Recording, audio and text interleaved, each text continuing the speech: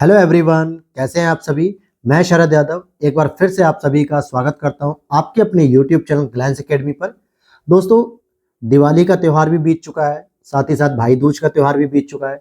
तो अब जब त्योहारों की छुट्टियां खत्म हो गई हैं तो अब हमें फिर से अपनी तैयारी को कंटिन्यूअस कर देना चाहिए, जिसमें आज ही आपको सुबह विजन आईएएस की मंथली मैगजीन की क्लास मिली होगी सितंबर के लिए। साथ ही साथ इंडियन ज्योग्राफी की घटना चक्र की सीरीज की क्लास मिली, और अब ये रहेगी बायोलॉजी की, जो कि घटना चक्र 2023 के लेटेस्ट एडिशन को कराया जा रहा है, और जिसमें हम लोगों ने लास्ट क्लास में कुछ चीजें पढ़ी थी, जिसमें जो उत्सर्जन तंत्र थे इनके बारे में पढ़ा था, श्वसन तंत्र के बारे में पढ़ा था। तो अब हम पढ़ेंगे अंतःस्रावी तंत्र, यानी कि जो हार्मोन्स और एंजाइम का सीक्रेशन होता है बॉडी के किस पार्ट से, किस प्रकार का हार्मोन निकलता है, किस प्रकार का एंजाइम निकलता है, कहाँ पे पाचन क्रिया में सहयोगी होते हैं, कौन से हार्मोन हमारे जो सेक्सुअल एक्टिविटीज हो या फिर आपके ब्रेन के लिए इंपॉर्टेंट होते हैं, पिट्यूटरी ग्लैंड। तो ये सभी चीजों को आज की क्लास में हम लोग डिस्कशन करेंगे। साथ ही साथ जो मेरे साथी नए जुड़े हैं चैनल पर, तो प्लीज चैनल पर सब्सक्राइब कर लेना। टेलीग्राम चैनल का लिंक दिया हुआ है नीचे डिस्क्रिप्शन बॉक्स में, जहां पर डिस्कशन ग्रुप भी है और चैनल भी है, तो दोनों को ज्वाइन कर लेना। वहां पे टेस्ट सीरीज वगैरह के पीडीएफ और भी बहुत सारी इंफॉर्मेशन मैं वहां पे शेयर करता रहता हूँ, आपसे डायरेक्ट बात कर पाता हूँ। तो साथ ही आप लोग उसे ज्वाइन कर लीजिएगा, और इसकी पीडीएफ अगर आप लोग चाहते हैं तो डिस्क्रिप्शन बॉक्स में एक व्हाट्सएप नंबर दिया है, जिस पर आप व्हाट्सएप करके मैसेज इंक्वायरी लेकर वहां से पीडीएफ ले सकते हैं। तो चलिए शुरू करते हैं आज की इस क्लास को, और आज हम लोग पढ़ेंगे अंतःस्रावी तंत्र के बारे में। तो क्या होता है ग्रंथि, जिसको हम लोग ग्लैंड कहते हैं इंग्लिश में, कुछ ऐसी कोशिकाओं, ऊतकों अथवा अंगों को कहते हैं जिसकी कोशिकाएं किसी पदार्थ का संश्लेषण करके उन्हें स्रावित करते हैं, यानी कि सिक्रेशन करते हैं। यानी कि पदार्थों का पहले वो पैदा करेंगे, यानी कि प्रोडक्शन करेंगे, संश्लेषण करेंगे, और उसके बाद उसे जरूरत पड़ने पर स्रावित करेंगी या सिक्रेशन करती हैं। मानव सहित अन्य कशेरुकी जंतु, कशेरुकी मतलब क्या होता है, जिसके शरीर में वर्टिब्रेट्स अर्थात रीढ़ की हड्डियां देखी जाती हैं, तो इनमें इनकी 3 स्पष्ट श्रेणियां होती हैं मानव सहित अन्य कशेरुकी। जैसे कि अगर आप देखोगे तो 3 स्तर पे होती हैं। तो पहला स्तर होता है आपका बहिर्स्रावी ग्रंथियां, जिसको हम एक्सोक्राइन ग्लैंड कहते हैं, जो कि एक नलिका युक्त होती है। अब जैसे अगर हमारे बॉडी से पसीना बाहर आ रहा है तो कैसे आ रहा होगा, बहिर्स्रावी ग्रंथियां, यानी बॉडी के अंदर जितनी भी गंदगी है वो हमारे पानी के माध्यम से, पसीने के माध्यम से एक नलिका युक्त होकर हमारी स्किन पर बाहर आता है। इसमें स्रावित पदार्थ इनकी नलिकाओं में बहकर संबंधित एपिथीलियमी स्तर की सतह पर मुक्त होता है, जैसे दुग्ध ग्रंथि। अब जैसे माँ अपने बच्चों को स्तनपान कराती है तो उसमें दूध कैसे बाहर आ रहा है, इसका मतलब किसी नलिका के द्वारा आ रहा होगा। श्वेत ग्रंथि, श्वेत ग्रंथि यानी पसीने की, आंसू की ग्रंथि, जब हम लोग रोते हैं तो आंसू बाहर आता है। लार ग्रंथि, जैसे कभी कभी हम कोई चीज खाना खाते तो उसमें सलाइवा बनता है, या डॉगी वगैरह को देखो किसी जानवर की, तो झाग आता है उनके मुंह से, इट मीन्स की सलाइवा आता है, लार। तो ये पर्टिकुलर जो शरीर के बाहर निकल रहा होता है, इसमें एक नलिका होती है, और इसको हम एक्सोक्राइन या बहिर्स्रावी ग्रंथि भी कहते हैं। इसमें दूसरा पार्ट होता है अंतःस्रावी ग्रंथियां, जिसको एंडोक्राइन ग्लैंड्स कहते हैं, जो कि नलिका विहीन होती है, यानी इसमें किसी भी प्रकार की नलिका नहीं चाहिए होती है। इनमें स्रावित पदार्थ या हार्मोन ऊतक द्रव्य में मुक्त होते हैं और रुधिर कोशिकाओं में पहुंचकर सारे शरीर में संचरित होते हैं। इट मीन्स कि वो ब्लड सर्कुलेशन के माध्यम से पूरे बॉडी में जो है कि सर्कुलेट होते हैं, उनके लिए किसी भी प्रकार की नलिका की आवश्यकता नहीं होती है एंडोक्राइन में।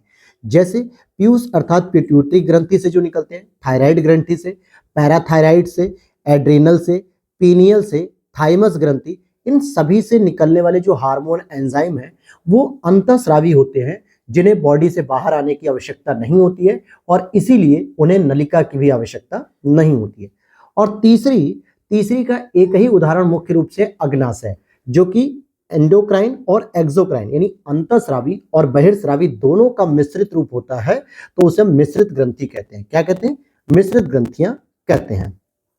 अभी हम लोग बॉडी पार्ट में देखेंगे कौन कौन सी चीजें कहाँ हैं। तो मिश्रित में क्या होता है, बहिर्स्रावी और अंतःस्रावी दोनों प्रकार के ऊतक कोशिकाओं का निर्माण होता है, जिसमें अग्नाशय सबसे इंपॉर्टेंट होती है, सबसे इंपॉर्टेंट होती है।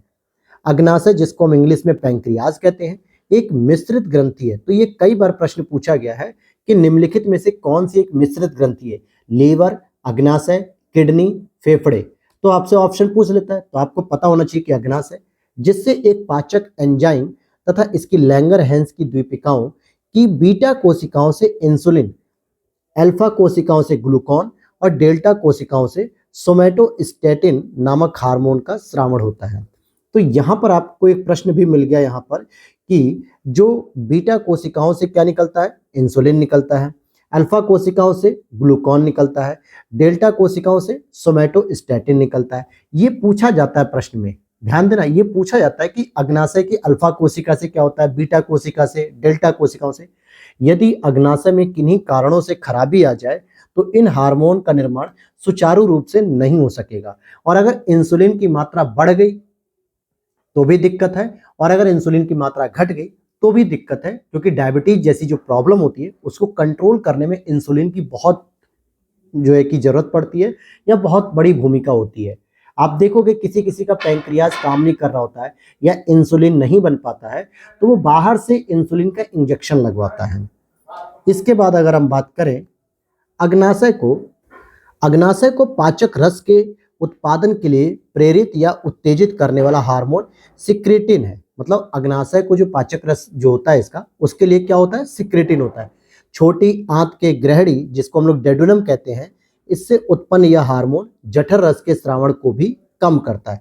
तो सिक्रेटिन कहाँ से निकलता है, छोटी आंत से निकलता है, और संभवतः पित्ताशय जिसे हम लोग गाल ब्लैडर कहते हैं के संकुचन को भी प्रेरित करता है। रासायनिक संरचना की दृष्टि से इंसुलिन एक क्या होता है दोस्तों, पेप्टाइड हार्मोन। लेकिन ध्यान देना, इंसुलिन एक हार्मोन होता है, न कि एंजाइम। कई बार प्रश्न पूछ लेता है कि इंसुलिन हार्मोन है या एंजाइम, तो इसमें कंफ्यूज नहीं होना है। और इसकी रचना 51 अमीनो अम्लों से हुई है। यह शरीर में ग्लूकोज के उपापचय यानी कि मेटाबॉलिज्म को कंट्रोल करता है। अगर इसकी कमी होगी तो डायबिटीज का रोग होने लगता है, यानी डायबिटीज की वैल्यू बढ़ने लगती है, तो डॉक्टर्स के पास जाके लोग इंसुलिन के इंजेक्शन लगवाते हैं। और अगर इसकी अधिकता होने लगी तो रुधिर में ग्लूकोज की मात्रा कम रहने लगती है, और जिससे भी प्रॉब्लम होती है। उदक में, जिसको हम लोग डायबिटीज इंसिपिडस वाले व्यक्ति को प्राय अत्यधिक प्यास लगती है, क्योंकि इसमें शरीर का निर्जलीकरण होता रहता है, जिसके उपचार हेतु कृत्रिम एडीएच या वैसोप्रेसिन का उपयोग किया जाता है, जिसे पिट्रेसिन कहते हैं। तो ध्यान देना, जो उदक में यानी कि डायबिटीज के तो पेशेंट हैं ही हैं, लेकिन साथ में इंसिपिडस की पेशेंट हैं, तो उनको बॉडी में प्यास बहुत लगती है, क्योंकि उनकी बॉडी का जो वाटर होता है वो बहुत जल्दी जल्दी खत्म हो जाता है, और इसके लिए पिट्रेसिन नाम का प्रयोग किया जाता है। जैसे कॉफी, चाय, विस्की यानी कि मदिरा के सेवन से शरीर में एडीएच हार्मोन की मात्रा घट जाती है। इसीलिए डायबिटीज वाले पेशेंट को क्या कहता है कि आपको चाय पीना मना है, आपको कॉफी पीना मना है, आपको मदिरा यानी कि ड्रिंक करना मना है, क्योंकि इसकी वजह से आपकी बॉडी का जो एडीएच हार्मोन है उसकी मात्रा घटने लगेगी, और फिर आपको बहुत ज्यादा प्यास लगेगी। अगर आपको पर्याप्त पानी नहीं मिलेगा, सही समय पे पानी नहीं मिलेगा, तो आपकी मृत्यु हो सकती है। और अगर आप पानी बार बार पी रहे हो, ज्यादा पानी पी रहे हो, तो दूसरी समस्या होगी कि आपको बार बार वॉशरूम जाना पड़ेगा, जिससे प्रोस्टेट नाम की एक बीमारी होती है जो पुरुषों में ज्यादातर पाई जाती है। तो ये भी प्रॉब्लम्स है, इसीलिए कहा जाता है कि आपको चाय, कॉफी, ड्रिंक ये सब मना होती है। आगे देखते हैं, जिससे आप ध्यान देना, एडीएच हार्मोन की मात्रा घट गई तो मूत्र की मात्रा बढ़ने से बार बार मूत्र त्याग की इच्छा होगी, और शरीर का निर्जलीकरण हो जाता है। क्या हो जाता है, शरीर का निर्जलीकरण हो जाता है। वैसोप्रेसिन या एडीएच की अधिकता होने पर मूत्र क्या होता है, गाढ़ा और रुधिर तनु हो जाता है। इट मीन्स कि ब्लड भी जो है कि प्रॉब्लम में आता है, और मूत्र भी मोटा हो जाता है, जिससे रुधिर दाब बढ़ जाता है, तो जिसको हम लोग कहते हैं कि बीपी की प्रॉब्लम जो है कि बढ़ जाती है।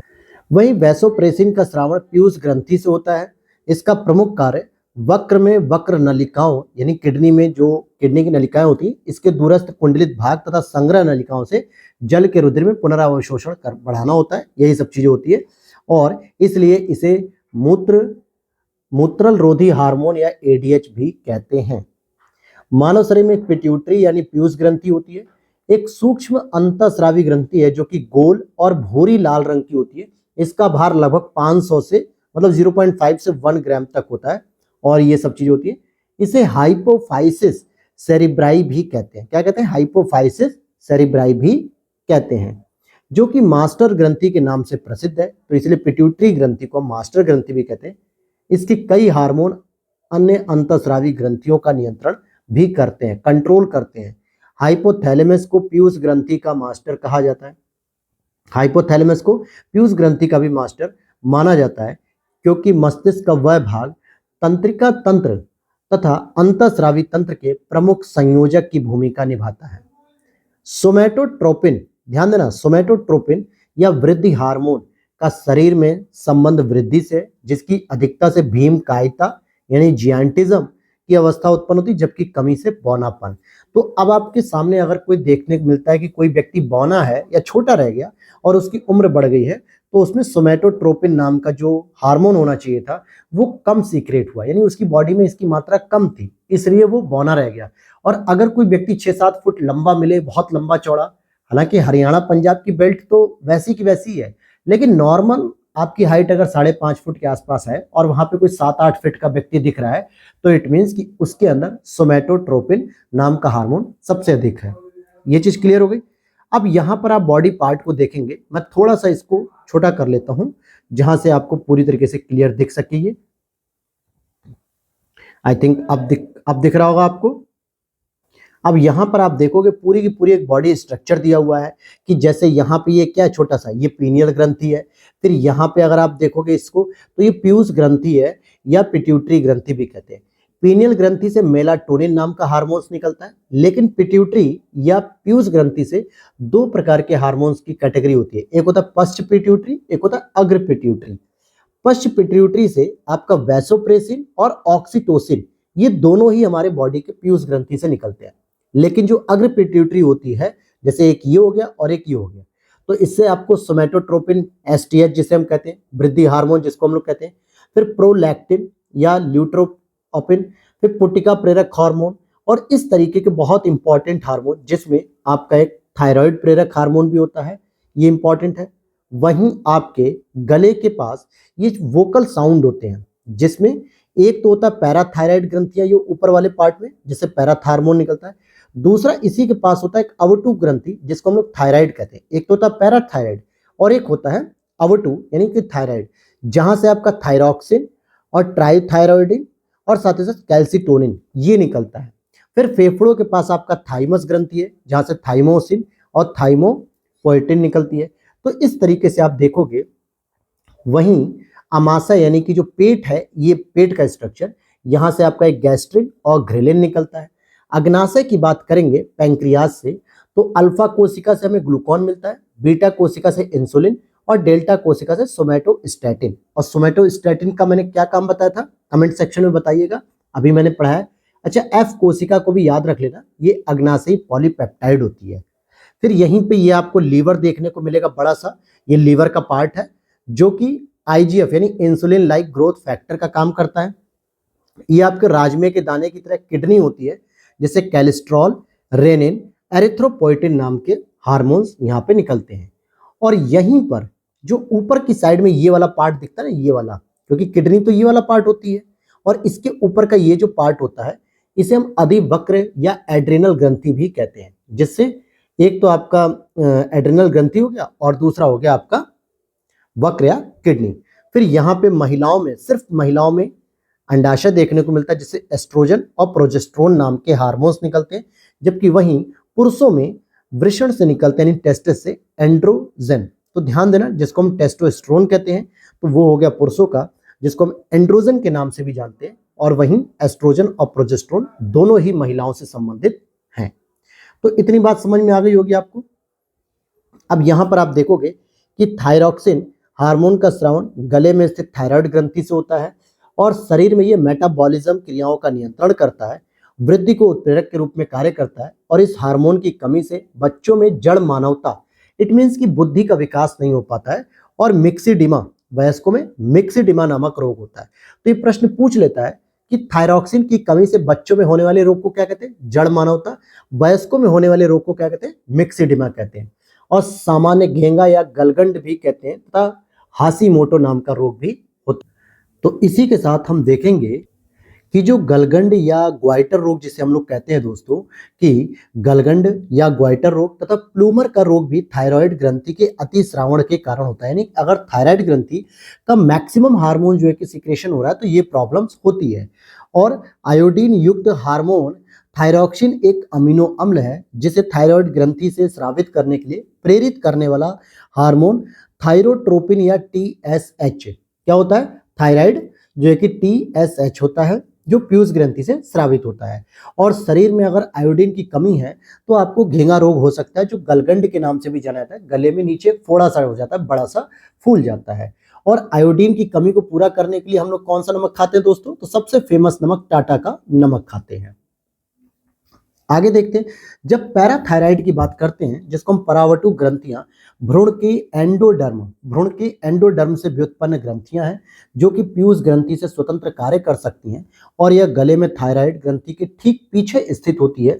इसके द्वारा पैराथार्मोन नामक हार्मोन का स्राव होता है, जो कि रुधिर में कैल्शियम आयन की आदर्श मात्रा को बनाए रखता है। किसकी मात्रा को बनाए रखता है?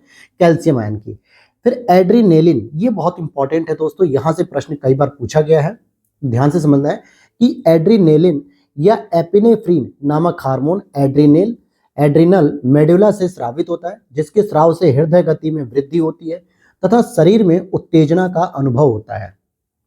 क्या होता है कि शरीर में उत्तेजना का अनुभव होता है, और इसके प्रभाव से वाहिका विस्तारण के कारण मस्तिष्क, कंकाल पेशियों, हृदय, फेफड़ों, यकृत आदि अंगों में रुधिर संचार बढ़ जाता है। इससे नॉरएपिनेफ्रीन के प्रभाव बढ़ा हुआ रुधिर दाब कुछ कम हो जाता है। ये सारी चीजें। फिर यहाँ पर आप देखोगे कि एड्रेनल जो मेडुला होता है, इसके कारण त्वचा, पाचन, उत्सर्जन, जनन आदि तंत्रों के अंगों में रुधिर संचार कम हो जाता है। इसके कारण इससे इन अंगों की क्रियाशीलता कम हो जाती है और रुधिर दाब बढ़ जाता है। एड्रिनल ग्रंथि से स्रावित हार्मोन को लड़ो और उड़ो, इट मीन्स की फाइट एंड फ्लाइट हार्मोन भी कहा जाता है। ये हार्मोन शरीर के संकट अवस्था का सामना करने हेतु, उग्र विपत्ति प्रतिक्रिया करने हेतु तैयार रहते हैं, अर्थात संकट का या विशेष परिस्थितियों में उचित निर्णय लेने में सहयोग प्रदान करते हैं। एड्रिनल ग्रंथि से जो निकलने वाले हार्मोन होते हैं, जिसको हम फाइट एंड फ्लाइट कहते हैं, कि लड़ो और भाग जाओ यहाँ से। ठीक है, आगे देख लेते हैं जरा, जो महिलाओं के कुछ जो है कि हार्मोन्स हैं, स्पेशली जैसे एस्ट्रोजन हो गया, प्रोजेस्टेरोन हो गया और रिलैक्सिन, ये प्रमुख मादा हार्मोन्स, इट मींस की फीमेल हार्मोन्स होते हैं। एस्ट्रोजन का उत्पादन स्त्रियों में अंडाशय की ग्रैफियन पुटिकाओं की थीका इंटरना की कोशिकाओं द्वारा यौवन आरंभ से लेकर रजोनिवृत्ति की आयु तक होता है, लगभग 45 से 52। इट मींस की एक होता है मोनोपॉज, ठीक है, जहां पे आपके पीरियड्स रुक जाते हैं, और एक होता है शुरू होने की क्रिया को कहते हैं। तो जो आपकी यौवन अवस्था शुरू होती है, तो उस समय एस्ट्रोजन का उत्पादन तेजी से होता है आपके बॉडी में, और ये लगभग 45 से 50 साल तक चलता है। और प्रमुख एस्ट्रोजन जो कि एस्ट्रेडियोल होता है, जिसे नारी विकास हार्मोन भी कहते हैं, जिससे फीमेल्स के कुछ ऑर्गन्स ऐसे विकसित होते हैं जो मेल में नहीं विकसित होते हैं। और यह मादा के द्वितीयक लैंगिक लक्षणों, यानी कि सेकेंडरी सेक्सुअल कैरेक्टर्स, जैसे लड़कियों में स्तनों, दुग्ध ग्रंथियों, गर्भाशय, योनि इत्यादि के समुचित विकास में सहायक होता है। और एस्ट्रोजेंस का स्रावण पीयूष ग्रंथि की पुटिका प्रेरक हार्मोन तथा लुटिनाइजिंग हार्मोन के नियंत्रण में होता है। तो इसी तरीके से अब हम और भी आगे चीजों को समझेंगे। और क्या है, प्रोजेस्टेरोन की बात कर लें। अभी हमने बात की है एस्ट्रोजन की, अब बात करेंगे प्रोजेस्टेरोन की। तो प्रोजेस्टेरोन का स्रावण कार्पस लुटियम से होता है। किससे होता है? कार्पस लुटियम से होता है। और यह हार्मोन गर्भधारण के लिए आवश्यक लक्षणों के विकास को प्रेरित करता है। किसके लिए? गर्भधारण के लिए। तो एस्ट्रोजन हो गया आपका कि महिला का ये बताना है कि पीरियड्स की प्रक्रिया शुरू हो चुकी है, और वहीं प्रोजेस्टेरोन गर्भधारण के लिए होता है।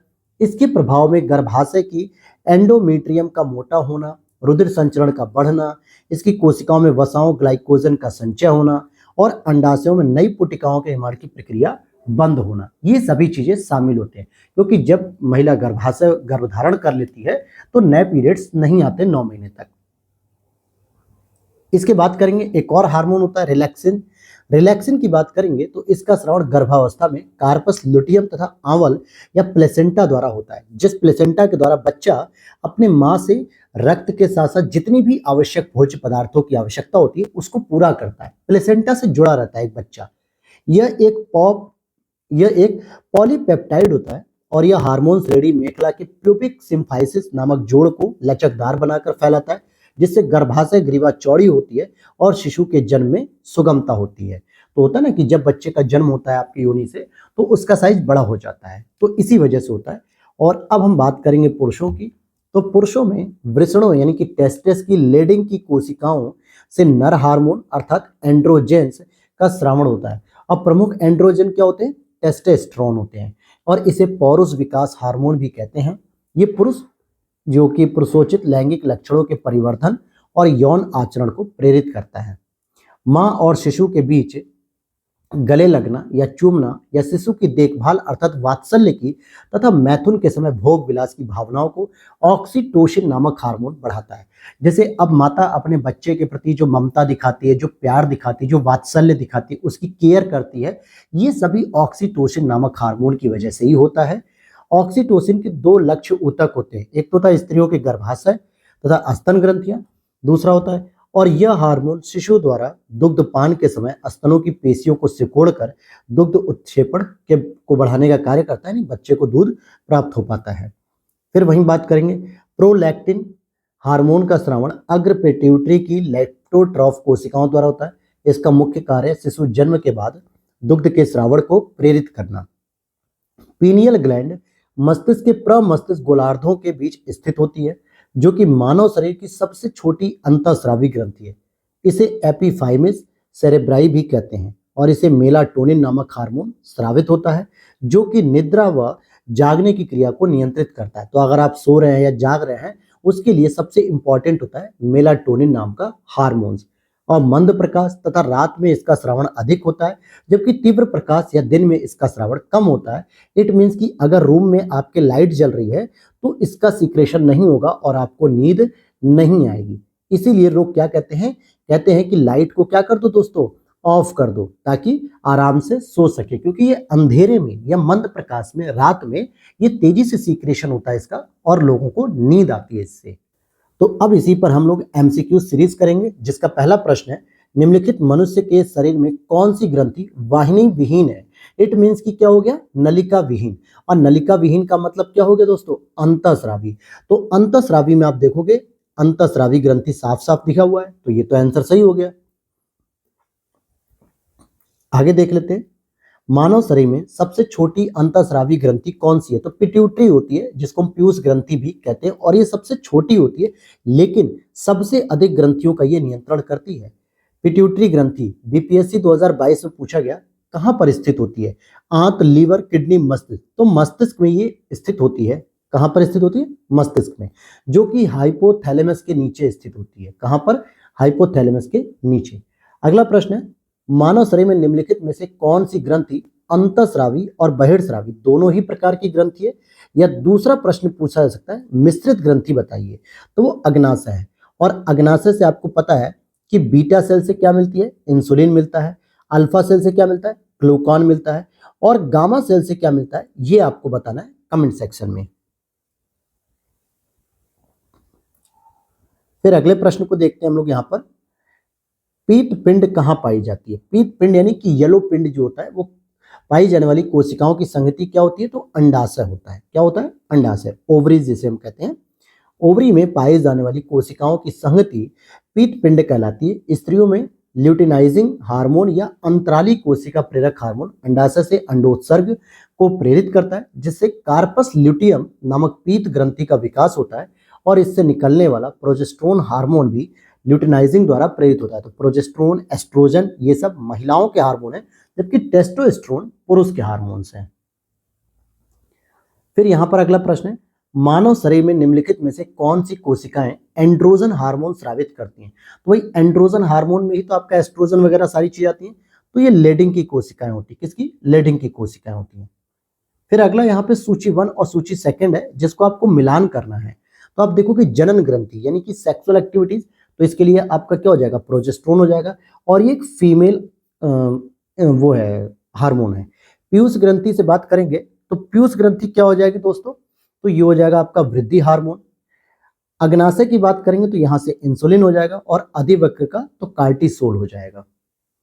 तो यहां पर आप इसका मिलान कर सकते हो कि जनन ग्रंथि प्रोजेस्टेरोन, पीयूष ग्रंथि वृद्धि हार्मोन, अग्नाशय का इंसुलिन, और इंसुलिन भी किससे, बीटा कोशिकाओं से, अधिवक्र कार्टिसोल। फिर अगला प्रश्न यहाँ पे, वक्र से मूत्र की मात्रा का निस्तारण नियंत्रित होता है कौन से हार्मोन के द्वारा, तो एडीएच के द्वारा। ठीक है, अगर इसकी मात्रा कम हो जाएगी तो भी दिक्कत है, ज्यादा होगी तो भी दिक्कत है। हार्मोन और स्रावित ग्रंथि, तो जैसे आप यहाँ पर देख सकते हो, प्रोजेस्टेरोन, ये प्रोजेस्टेरोन किससे होगा, तो गर्भाशय यानी महिला। टेस्टोस्टेरोन किससे होंगे दोस्तों, टेस्टस यानी कि वृषण हो गए। थायरॉक्सिन की बात करेंगे तो थायराइड से, इंसुलिन की बात करेंगे तो अग्नाशय से। तो आप देखेंगे इस तरीके के मैचिंग वाले प्रश्न कई बार प्रश्नों में पूछे गए हैं। फिर यहाँ पे अगर आप देखेंगे एक प्रश्न है कि यदि किसी प्राणी को कार्बोहाइड्रेट से भरपूर चीजें खाने को दी जाए तब भी उसके रक्त में शर्करा का सांद्रण स्थिर बने रहे, अर्थात कि उसके ब्लड में ग्लूकोज की मात्रा स्थिर बनी हुई है, तो इसका कारण यह है कि प्राणियों के मामले में अग्नाशय के हार्मोन ऐसी परिस्थिति उत्पन्न करते हैं। फिर नेक्स्ट प्रश्न है यहाँ पर, अगर अग्नाशय में खराबी हो गई तो क्या होगा? इंसुलिन और ग्लूकान नहीं बनेंगे, और ये नहीं बनेंगे जब तो ग्लूकोज का विघटन नहीं होगा, तो जिससे क्या होगा? शुगर जैसी यानी डायबिटीज जैसी प्रॉब्लम्स बढ़ेगी लोगों की। अब यहां पर आप पढ़ेंगे अग्नाशय एक क्या है? मिश्रित ग्रंथि है, जिससे पाचक एंजाइम तथा इसकी लैंगरहैंस की द्वीपिकाओं की बीटा कोशिकाओं से इंसुलिन की प्राप्ति, अल्फा कोशिकाओं से ग्लूकान की प्राप्ति, डेल्टा कोशिकाओं से सोमैटोस्टैटिन की प्राप्ति होती है। और यदि अग्नाशय किन्हीं कारणों से खराबी आ जाए तो हार्मोन का निर्माण सुचारू रूप से नहीं हो सकेगा। अग्नाशय को पाचक रस के उत्पादन के लिए उत्तेजित करने वाला हार्मोन निम्न में से कौन सा है? तो सिक्रेटिन होता है। कौन होता है? सिक्रेटिन। और ये जो दोस्तों है ये कहां पर बनता है? ये कहां बनता है सिक्रेटिन? बताइएगा कमेंट सेक्शन में, क्योंकि ये मैंने ऊपर आपको पढ़ाया है। फिर अगला है इंसुलिन क्या है दोस्तों? तो इंसुलिन एक तरीके का प्रोटीन है। ध्यान देना, इंसुलिन क्या है? प्रोटीन है। लेकिन मैंने आपको बताया था कि हार्मोन्स भी है, तो यहाँ पे जब हार्मोन्स ऑप्शन नहीं है तो आप प्रोटीन को ले सकते हो, क्योंकि वो 51 प्रकार के अमीनो अम्लों से बना हुआ है। फिर अगले प्रश्न को देखते हैं 2017 का, मानव तंत्र में इंसुलिन किसका चयापचय यानी कि चयापचय यानी मेटाबॉलिज्म नियंत्रित करता है? तो इंसुलिन किसका नियंत्रित करता है? यहाँ पे आप देखोगे वसा, प्रोटीन, कार्बोहाइड्रेट, न्यूक्लिक एसिड, किसी का नहीं। किसका करता है वो? मुख्य रूप से ग्लूकोज का करता है, क्योंकि ग्लूकोज का ही ये मेटाबॉलिज्म की क्रिया को करता है, जिसकी वजह से डायबिटीज वगैरह इन सब की प्रॉब्लम्स नहीं होती है। मधुसूदनी यानी इंसुलिन अंतःस्रावी हार्मोन एक है। क्या है ये? तो पॉलीपेप्टाइड है, जो कि 51 प्रकार के अमीनो अम्ल से बना हुआ है। इंसुलिन होता है, तो अब यहाँ पर प्रोटीन आपका सही उत्तर हो जाएगा। फिर इंसुलिन का उत्पादन किया जाता है तो भाई लैंगरहैंस की द्वीपिकाओं, जो कि आइलेट्स ऑफ लैंगरहैंस कहा जाता है, जो कि आपकी बीटा सेल में मिलती है। और ये कहाँ मिलती है दोस्तों? तो पेनक्रियाज में मिलती है। और पेनक्रियाज कैसी है? तो मिश्रित ग्रंथि है। कैसी है? मिश्रित ग्रंथि। फिर आगे देखते हैं, मानव हार्मोन इंसुलिन उत्पन्न होता है तो ये अग्नाशय में होता है। फिर एक और रिपीट प्रश्न है, इंसुलिन एक प्रकार का क्या है दोस्तों? तो हार्मोन भी है। अब यहाँ पे देखिए, यहाँ पे प्रोटीन ऑप्शन में नहीं दिया गया, तो इसलिए आपको पता होना चाहिए कि प्रोटीन हार्मोन दोनों ही इसे हम कहेंगे। निम्नलिखित में से कौन सा हार्मोन अग्नाशय द्वारा उत्पन्न होता है? तो यहाँ पे साफ साफ दे रहा है इंसुलिन, तो इंसुलिन हो जाएगा। थायरॉक्सिन कौन निकालता है भाई, ये बताइए? तो थायरॉक्सिन जो होता है वो थायराइड ग्रंथि निकालती है। गैस्ट्रिन कौन निकालता है? तो ये गैस्ट्रिन जो है कि अमाशय यानी कि पेट हमारा निकालता है। फिर अगला प्रश्न है, इंसुलिन में निम्नलिखित में से कौन सी धातु मौजूद होती है? तो जस्ता पाया जाता है। ध्यान देना, जस्ता। इंसुलिन प्राप्त होता है, कहां से प्राप्त होगा? तो डहेलिया की जड़ों से भी प्राप्त किया जाता है। किसकी जड़ों से? डहेलिया की जड़ से। क्योंकि अगर हम इसको पढ़ें कि इंसुलिन एक हार्मोन है जो कि रुधिर में शर्करा अर्थात शुगर या ग्लूकोज की मात्रा का नियमन करता है। इसका स्रोत डहेलिया की जड़ें तथा अग्नाशय की बीटा कोशिकाएं करती हैं या बीटा सेल करती हैं। और इस हार्मोन की कमी से शरीर में मधुमेह का रोग हो जाता है। इसकी अधिकता से रुधिर में ग्लूकोज की मात्रा कम रहने लगती है। अगर ये ज्यादा हो जाता है तो ग्लूकोज की मात्रा कम हो जाती है, अगर ये कम हो जाता है तो ग्लूकोज की मात्रा बढ़ जाती है। फिर यहाँ पे हार्मोन और कार्य अब पूछा जा रहा है कौन सा सही सुमेलित नहीं है। यूपीपीसीएस प्री एग्जाम 2017 का प्रश्न है। इंसुलिन को देखेंगे तो रक्त शर्करा का नियंत्रण करेगा। मेलाटोनिन की बात करेंगे तो निद्रा का नियंत्रण करेगा। ऑक्सीटोनिन की बात करेंगे तो स्तन ग्रंथि से दुग्ध का निस्सरण करेगा। लेकिन गैस्ट्रिन की बात करेंगे तो रक्तचाप का नियमन नहीं करता है, क्योंकि गैस्ट्रिन मुख्य रूप से स्टमक में देखने को मिलता है। इट मीन्स कि स्टमक मतलब पेट में होता है, और ये यहाँ पर कार्बोहाइड्रेट्स, एंजाइम, इन सब का पाचन करता है, न कि ब्लड प्रेशर को रेगुलेट करता है। क्लियर हो गई बात? चलिए अब देखते हैं अगले प्रश्न को कि माँ और शिशु के बीच गले लगना, चूमना या वात्सल्य करना ये किसके कारण होता है? तो ये ऑक्सीटोसिन के कारण होता है। और मैथुन की जो क्रिया होती है ये भी ऑक्सीटोसिन के कारण ही होती है। निम्नलिखित में से कौन सा हार्मोन स्तन ग्रंथियों से दुग्ध का स्राव होने में महत्वपूर्ण भूमिका निभाता है? तो इसमें भी ऑक्सीटोसिन की ही भूमिका आती है सबसे पहले। फिर यहाँ पे अगला प्रश्न देखेंगे, निम्नलिखित में से कौन सा एक प्रोटीन नहीं है? तो आप देखो कि कैराटीन भी है, फाइब्राइन भी है और कोलेजन भी है, लेकिन ऑक्सीटोसिन एक प्रोटीन नहीं है बल्कि एक प्रकार का हार्मोन है। ये क्या है? हार्मोन है। फिर अगला प्रश्न है, गाय और भैंस के थनों में दूध उतारने के लिए किस हार्मोन की सुई लगाई जाती है? तो ऑक्सीटोसिन की लगाई थी, क्योंकि इसी के माध्यम से महिलाओं के स्तनों में, फिर चाहे वो जानवर हो या फिर इंसान, उनके स्तनों से दूध निकाला जाता है। तो ऑक्सीटोसिन ही हार्मोन उसमें काम करता है। फिर अगला प्रश्न है, कौन सी ग्रंथि दुग्ध निष्कासन हार्मोन ऑक्सीटोसिन का स्रावण करती है? अब यहां पूछ रहा है कि ऑक्सीटोसिन कौन निकालता है? तो पीयूष ग्रंथि निकालती है। पीयूष ग्रंथि अपने प्रेरक हार्मोनों की वजह से अन्य अंतःस्रावी ग्रंथियों की स्रावी सक्रियताओं को नियंत्रित भी करती है। निम्नलिखित में से कौन सी अंतःस्रावी ग्रंथि पीयूष ग्रंथि से स्वतंत्र होकर काम करती है? तो उसका नाम है परावटु। क्या कहते हैं उसे हम? परावटु। इट मीन्स कि इसको हम क्या कहते हैं? पैराथायराइड ग्लैंड भी कह देते हैं, जो कि भ्रूण के एंडोडर्म से व्युत्पन्न थायराइड के चारों कोड़ों पर पृष्ठ तल की ओर प्राय छोटी भूरी सी गोल और अंडाकार सी ग्रंथि होती है। ये जो पिट्यूटरी ग्लैंड्स होती है उससे स्वतंत्र होकर कार्य कर सकती है और इसके द्वारा पैराथार्मोन नामक हार्मोन का स्रावण भी किया जाता है, जो कि रुधिर में कैल्शियम आयन की आदर्श मात्रा को बनाए रखता है। फिर अगला प्रश्न है, आयोडीन युक्त नमक उपयोगी होता है क्यों उपयोगी होता है? थायराइड ग्रंथि का नियंत्रण करता है, जिससे हमें घेंगा या गलगंड नाम की जो बीमारी है वो नहीं होती है। अब यहाँ उसकी हम व्याख्या देखते हैं कि थायराइड हार्मोन के उत्पादन के लिए आयोडीन नामक तत्व आवश्यक है। शरीर में आयोडीन की कमी से थायराइड ग्रंथि में वृद्धि होती है। आयोडीन युक्त नमक का सेवन थायराइड ग्रंथि के नियंत्रण में उपयोगी होता है। फिर अगला प्रश्न है यहाँ पे, पहाड़ी क्षेत्रों में ग्वाइटर यानी घेंगा रोग एक सामान्य बीमारी है। पहाड़ी क्षेत्रों में लोगों के भोजन में आयोडीन की मात्रा कम होती है। देखिए, घेंगा रोग आयोडीन की मात्रा की कमी से होता है, ये तो बात सही है, लेकिन ये कंफर्म करना है कि क्या पहाड़ी क्षेत्रों में आयोडीन की कमी होती है क्या वहां के भोजन में? तो आप कहोगे कि हाँ सर, दोनों ही बातें यहाँ पर सही हैं, क्योंकि यहाँ पे समुद्र तल से ऊंचाई पर होने की वजह से यहाँ आयोडीन की कम मात्रा उपलब्ध हो पाती है। फिर अगला प्रश्न, थायरॉक्सिन क्या है भाई? तो थायरॉक्सिन एक प्रकार का हार्मोन है। क्या है? हार्मोन है। और ये कैसे काम करता है? तो थायराइड ग्रंथि मनुष्य में गर्दन के भाग में श्वास नली के दोनों ओर स्वर यंत्र वोकल कॉर्ड जो होती है उसके जोड़ के अधर तल पर स्थित होती है, जो मैंने आपको इमेजेस में दिखाया था। और इससे थायरॉक्सिन हार्मोन स्रावित होता है, जिसमें 65% भाग आयोडीन होता है। मुख्यतः यह अमीनो अम्ल यानी अमाइनो एसिड का होता है और यह मुख्य रूप से उपापचयी क्रियाओं को नियंत्रित भी करता है। ठीक है, इसकी कमी से सामान्यतः घेंगा, हाशीमोटो रोग, बच्चों में जड़ मानवता, वयस्कों में मिक्सिडिमा नाम की बीमारी होती है। तो केवल आपको ये नहीं जानना है कि थायराइड ग्रंथि से जो निकलने वाला थायरॉक्सिन हार्मोन है वो केवल घेंगा रोग के लिए जिम्मेदार होता है, बल्कि घेंगा के साथ साथ मिक्सिडिमा, जड़ मानवता, हाशीमोटो, ये रोग भी इसी की वजह से होते हैं अगर इनकी कमी होती है तो। आयोडीन युक्त हार्मोन है क्या है भाई? थायरॉक्सिन है, क्योंकि इसमें लगभग 65% आयोडीन मिलता है।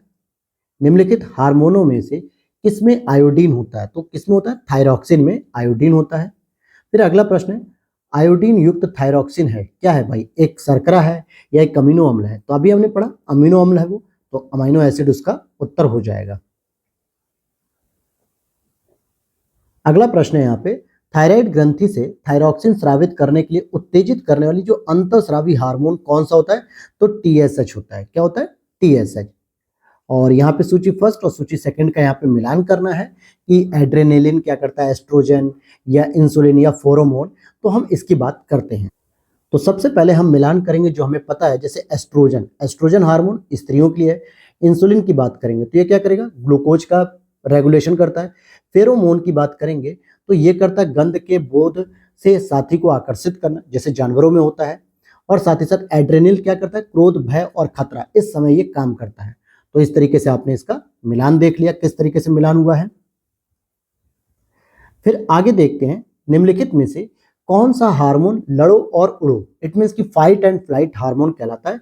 तो एड्रेनालिन करता है, क्योंकि ये इमरजेंसी सिचुएशन में भी आपको तुरंत सलाह देता है कि आपको क्या करना चाहिए और क्या नहीं करना चाहिए। तो उसके लिए ये बहुत इंपॉर्टेंट होता है। अब जैसे अगर आप बात करोगे इसकी कि एड्रेनालिन नामक हार्मोन एड्रेनल मेडुला से स्रावित होता है, जिसके स्राव से हृदय गति में वृद्धि होती है, शरीर में उत्तेजना का अनुभव होता है और इस हार्मोन की कमी से व्यक्ति खिन्न मन रहने लगता है। ऐसे व्यक्तियों को कोकेन, एफेड्रीन इत्यादि औषधियां दी जाती हैं जो कि अनुकपी तंत्रिका तंतुओं को प्रेरित करती हैं और इसे उड़ो या लड़ो अर्थात फाइट और फ्लाइट हार्मोन भी कहा जाता है, जो कि संकट काल और विशेष परिस्थितियों में उचित निर्णय लेने में सहयोग प्रदान करती हैं। अगला प्रश्न यहाँ पे, किस हार्मोन के स्रावित होने से हृदय गति बढ़ जाती है और उत्तेजना का अनुभव होता है? तो वो कौन सा हो जाएगा? एड्रेनालिन हो जाएगा। एड्रेनालिन। एस्ट्रोजन किसके द्वारा उत्पादित किया जाता है? भाई तो एस्ट्रोजन पुटिकाओं द्वारा होता है, ओवरीज के समय जो है कि इसका सिक्रेशन होता है यहाँ पे। एस्ट्रोजन क्या है? तो एस्ट्रोजन एक फीमेल हार्मोन है। कैसा हार्मोन है? फीमेल हार्मोन, जो फीमेल बॉडी में होता है। महिला सेक्स हार्मोन क्या है? तो ये एस्ट्रोजन ही होगा। क्या होगा? एस्ट्रोजन हो जाएगा। फिर अगला है, निम्नलिखित हार्मोनों में से कौन सा एक स्त्रीलिंग हार्मोन है? तो आप देखोगे एस्ट्रोन या एस्ट्रोजन हम कह सकते हो।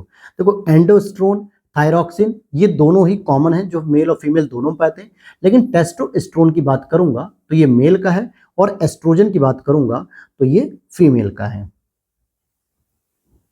अब अगला देखते हैं, स्त्रियों में रजोनिवृत्ति के पश्चात निम्न में से किस हार्मोन का उत्पादन समाप्त हो जाता है? तो आप देखोगे यहाँ पे कि ये दोनों ही ऑप्शन यहाँ पर होने चाहिए थे, क्योंकि इन दोनों का ही संबंध पीरियड्स से संबंधित होता है। जैसे प्रोजेस्टेरोन और एस्ट्रोजन हार्मोन किसी महिला के मासिक चक्र में महत्वपूर्ण भूमिका अदा करते हैं। जब अंडाशय द्वारा एस्ट्रोजन एवं प्रोजेस्टेरोन का उत्पादन बंद कर दिया जाता है, दोनों का देखिए बंद हो रहा है, तो मासिक चक्र समाप्त हो जाता है, जो कि 45 से 50 साल पे होता है, जिसको मोनोपॉज कहते हैं कि पॉज हो गया। अब ये एस्ट्रोजन और प्रोजेस्टेरोन का उत्पादन बंद करने के बाद भी अंडाशय द्वारा अल्प मात्रा में पुरुष हार्मोन टेस्टोस्टेरोन का उत्पादन जारी रहता है, जो कि शरीर की वसा में एस्ट्रोजन में परिवर्तित हो जाता है। और इसके अतिरिक्त महिलाओं में अधिवक्र ग्रंथि, जो कि पुरुष स्राव का जारी रहता है, इसमें जो शरीर की वसा में एस्ट्रोजन में परिवर्तित हो जाता है।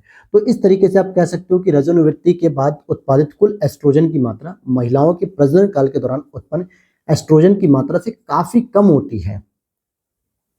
और फिर भी आयोग ने इसका उत्तर सी माना था, लेकिन बाद में जारी संशोधित उत्तर कुंजी में इस प्रश्न को बाहर कर दिया था। अगला प्रश्न यहाँ पे, मानव शरीर के संदर्भ में आपको निम्नलिखित कथनों पर विचार करना है और सही उत्तर का चयन करना है। जैसे किसी व्यक्ति द्वारा व्यायाम करने पे सोमेटोट्रोपिन नाम का उत्पादन बढ़ जाता है, तो बिल्कुल बढ़ जाता है, यानी व्यायाम का मतलब है यहाँ पे एक्सरसाइज करना, और ये आपकी अल्फा जो सेल होती है उससे मिलता है, तो बिल्कुल सही है। पुरुषों की जनन ग्रंथियां प्रोजेस्टेरोन उत्पन्न करती हैं। अब ध्यान देना, पुरुषों की जनन ग्रंथियां जो है कि प्रोजेस्टेरोन उत्पन्न करती हैं। महिलाओं की अधिवक्र ग्रंथियां टेस्टोस्टेरोन उत्पन्न करती हैं। प्रतिबल के कारण अधिवक्र ग्रंथियों से सामान्य की तुलना बहुत कम मात्रा में कार्टिसोल मोचित होता है, तो ये गलत है। 1 2 3 सही है, और अभी हमने ऊपर इसके बारे में एक्सप्लेनेशन पूरा कंप्लीटली पढ़ा है, तो बी ऑप्शन इज करेक्ट हो जाएगा, 1 2 3। अब यहाँ पे सूची 1 और सूची 2 का मिलान करना है। तो जैसे कि आप देख सकते हो कि हार्मोन की बात करेंगे तो टेस्टोस्टेरोन एक हार्मोन होता है, एंजाइम की बात करेंगे तो लाइपेज एक एंजाइम होता है, वहीं फास्फोलिपिड की बात करेंगे तो पॉलीएथीन होता है, और बहुलक की बात करेंगे तो लेसिथिन होता है। तो ये इसका सही मिलान हो गया। आप यहाँ पर देख सकते हो कि हार्मोन का टेस्टोस्टेरोन, एंजाइम का लाइपेज, फास्फोलिपिड का लेसिथिन और बहुलक का पॉलीएथीन। फिर यहाँ पर आप देखेंगे आगे, मानव शरीर में निम्नलिखित हार्मोनों में से कौन सा रक्त कैल्शियम और फास्फेट को विनियमित करता है? तो कौन सा करेगा? परावटो यानी कि पैराथायराइड हार्मोन करता है। फिर यहाँ पर हम देखेंगे, सोते समय तीव्र प्रकाश अवांछनीय होता है। बिल्कुल सही बात है, नहीं तो हमारा जो मेलाटोनिन सिक्रेशन है वो बहुत कम होता है, जिसकी वजह से हमें नींद नहीं आएगी। और तीव्र प्रकाश में शरीर में मेलाटोनिन का उत्पादन अधिक होता है, गलत। अगर तीव्र प्रकाश में होता तो आदमी दिन में ही सोने लगता है, इसलिए वो अंधेरे में या रात में सोता है, तो ये गलत हो जाएगा। तो केवल और केवल पहला ही सही है, तो it mean C option is correct हो जाएगा। और प्रीलिम्स आरओ के प्रीलिम्स 2014 में यह प्रश्न पूछा गया था, और इसीलिए इसको रात का हार्मोन या अंधेरे का हार्मोन कहा जाता है। किसको कहा जाता है दोस्तों? तो मेलाटोनिन को कहा जाता है। फिर अगले प्रश्न को देखते हैं, फेरोमोन्स पाए जाते हैं। फेरोमोन्स किसमें पाए जाते हैं? कीटों में पाए जाते हैं। स्पेशली जुगनू वगैरह जो हम लोग देखते थे ना, जिसकी वजह से वो चमकते थे, तो उसके लिए हम कहते हैं। और फेरोमोन सामान्यतः उत्पन्न किया जाता है कीटों द्वारा उत्पन्न किया जाता है। पीसीएस प्री 2015 का ये प्रश्न है। तो यहाँ तक आज हम अपनी क्लास को रखेंगे और अगली क्लास में हम लोग पढ़ेंगे दोस्तों कि जनन और भ्रूणीय विकास कैसे डेवलप होता है, इसके बारे में हम पूरी की पूरी स्टडी को एनालिसिस करेंगे। तो वीडियो अच्छी लगे तो लाइक कर देना। इसकी पीडीएफ के लिए आप लोग डिस्क्रिप्शन बॉक्स में व्हाट्सअप नंबर दिया है, वहाँ पे आप कॉन्टैक्ट कर लीजिए और साथ ही साथ टेलीग्राम चैनल को जरूर ज्वाइन कर लेना। चैनल पर पहली बार आए तो सब्सक्राइब जरूर कर लेना। मिलते हैं नेक्स्ट वीडियो में। Thanks for watching.